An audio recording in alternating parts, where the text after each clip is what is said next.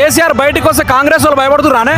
100% గదగద లోపల గదగద అనుకుంటూ లోపల ఉత్సవేసుకుంటుర్రు. కేసీఆర్ అంటేనే ఉత్సవేసుకుంటుర్రు.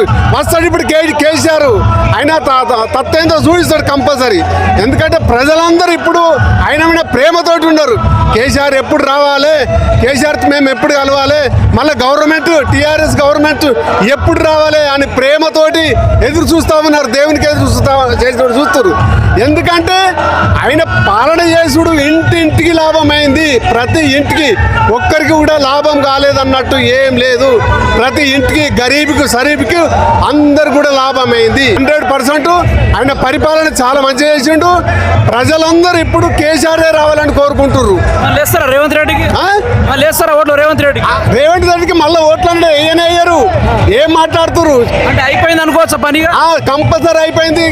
లేడీస్ ఏమంటారు, రేవంత్ రెడ్డి మళ్ళీ ఓటేసి అడిగితే చెప్పుతోటి కొడతాం, ముండ కొడుతున్నా అంటారు. చెప్పుతోటి కొడతాం.